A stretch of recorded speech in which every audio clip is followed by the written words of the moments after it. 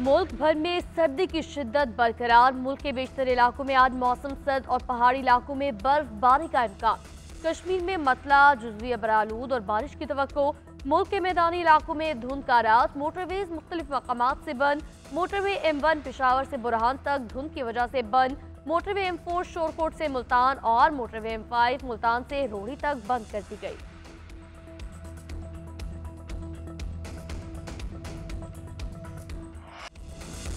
Trump इंतजामिया missile programme पर पाकिस्तान से बात करेगी। नामजद वज़ीर ख़ारजा मार्को हेरो ने पाकिस्तान के मिसाइल प्रोग्राम पर बात करने की तैयारी की हुई है। एटमी ममालिक से मुख्तलिफ अंदाज में डील किया जाता है। डोनाल्ड ट्रंप के नामजद एलची वराए खुसूसी मिशन रिचर्ड गर्नेल का टीवी को इंटरव्यू बोले, ट्रंप के पहले दौर इक़्तिदार में उस वक्त की पाकिस्तानी हुकूमत से बेहतरीन ताल्लुकात थे। रिचर्ड गर्नेल ने बानी PTI की रिहाई का भी मुतालबा कर दिया। गवर्नर और वज़ीर आला सिंध में दिलचस्प जुमलों का तबादला। मुराद अली शाह की विफाक से सिंध के लिए कम फंड्स देने की शिकायत। गवर्नर सिंध ने दरमियान में लुकमा दे दिया। मज़ार कायद पर गुफ्तगू करते हुए वज़ीर आला सिंध ने कहा, विफाक से मुश्तरका मुफादात काउंसिल का इजलास न बुलाने और कम रकम के इजरा पर शिकायत की। गवर्नर सिंध बोले, अगली बार वज़ीर आज़म से कराची की सड़कों के लिए भी फंड्स मांग लीजिएगा ताकि सड़कें तामीर हो सके। वज़ीर आला सिंध ने जवाब दिया, गवर्नर सिंध आदत से मजबूर है। वो सिर्फ कराची के नहीं बल्कि पूरे सिंध के गवर्नर है। कराची मेरा शहर है, लेकिन कभी कराची और सिंध में फ़र्क नहीं रखा। गवर्नर सिंध ने कहा, कुर्रम के हालात में बैरूनी ताकतें मुलविस हैं। बैरूनी ताकतें नहीं चाहती कि कुर्रम के हालात बेहतर हों।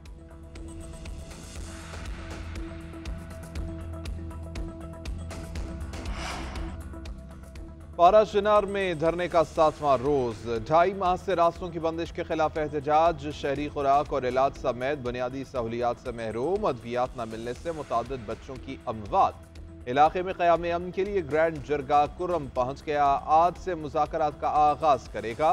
मुशीर इत्तलात बैरिस्टर सैफ कहते हैं, पारा चिनार में 100 बच्चों के जाँ बहक होने की अफवाह झूठी है। पारा चिनार रोड के लिए खुसूसी पुलिस फोर्स के क़याम की मंजूरी दी गई है। कुर्रम में 2.5 माह से कबाइल के दरमियान तसादुम जारी है।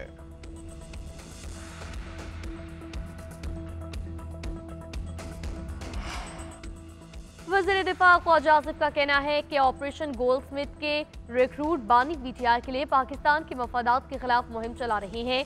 इन अनासर को इसराइल की भरपूर हिमायत हासिल है। वो मीडिया में तवातर के साथ गुफ्तगू कर रहे हैं, जिससे साफ जाहिर होता है कि बानी PTI इसराइली असासा है। ये वाहिद मुसलमान एटमी कुव्वत को खुदा न ख्वास्ता सरनगू करना चाहते हैं।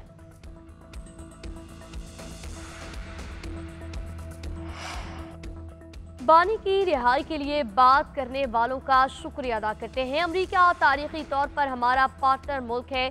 मगरबी ममालिक में जमहूरियत और इंसानी हुकूक पर बात की जाती है, कोई अनहोनी बात नहीं।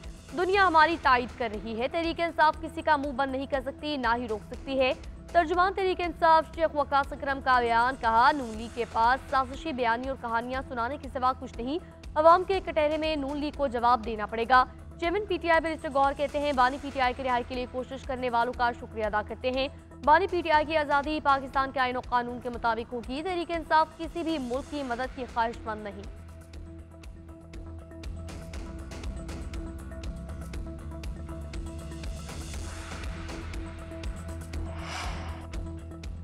मिलिट्री तनसीबात पर हमला होगा तो कार्रवाई मिलिट्री कोर्ट में ही होगी। बानी PTI के दौर में सिविलियंस का मिलिट्री कोर्ट में ट्रायल हुआ तो बानी ने उसके फजाइल बयान किए। जब अपनी बारी आई तो सियासत करने लगे। वज़ीर इत्तलात अता तारर की मीडिया से गुफ्तगू। बोले, तहरीक इंतशार ने मिलिट्री कोर्ट्स को मुतनाज़े करने की कोशिश की। मुल्क से बाहर भी लॉबिंग की जा रही है। जिनके खिलाफ कार्रवाई हुई उनके खिलाफ नाकाबिले तरदीद शवाहिद मौजूद हैं। यकीन दहानी कराते हैं कि तमाम बैनुल-अक़वामी क़वानीन की पैरवी की गई है। मिलिट्री ट्रायल में किसी कानून की खिलाफ वर्जी नहीं हुई। मुल्ज़िमान को वकील और ख़ानदान तक रसाई होती है। अपील का हक भी हासिल है। Military trial act of parliament और सुप्रीम कोर्ट के ऑर्डर के मुताबिक होते हैं।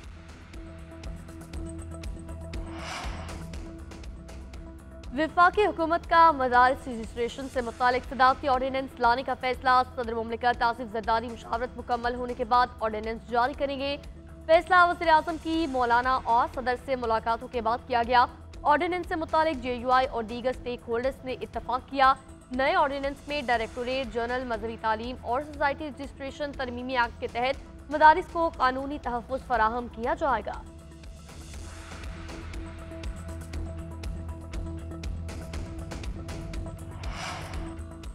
अमन दुश्मनों को मनतकी अंजाम तक पहुंचाने का आज़म। जनूबी वज़ीरिस्तान में सिक्योरिटी फोर्सेस का कामयाब ऑपरेशन। इंटेलिजेंस से तलाश पर खारिज की खुफिया पनागाह को निशाना बनाया गया। 13 दहशतगर्द जहनुम वासिल।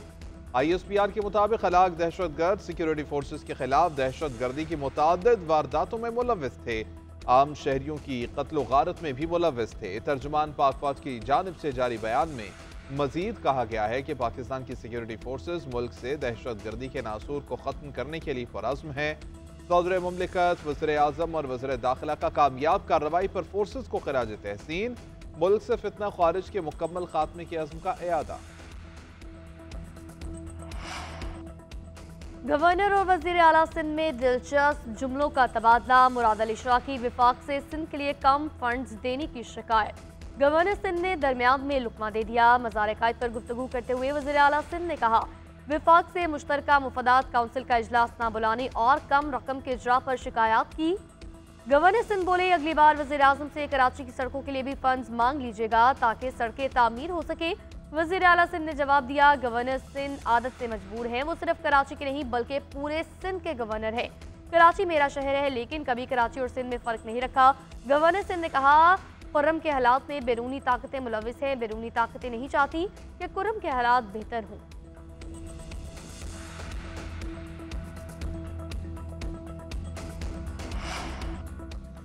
पारा चिनार में धरने का 7वां रोज। 2.5 माह से रास्तों की बंदिश के खिलाफ एहतजाज। शहरी खुराक और इलाज समेत बुनियादी सहूलियात से महरूम। अद्वियात न मिलने से मुतादिद बच्चों की अमवात। इलाके में क़याम अमन के लिए ग्रैंड जरगा कुर्रम पहुंच गया। आज से मुज़ाकरात का आगाज करेगा। मुशीर इत्तलात बैरिस्टर सैफ कहते हैं, पारा चिनार में 100 बच्चों के जाँ बहक होने की अफवाह झूठी है। पारा चिनार रोड के लिए खुसूसी पुलिस फोर्स के क़याम की मंजूरी दी गई है। कुर्रम में 2.5 माह से कबाइल के दरमियान तसादुम जारी है।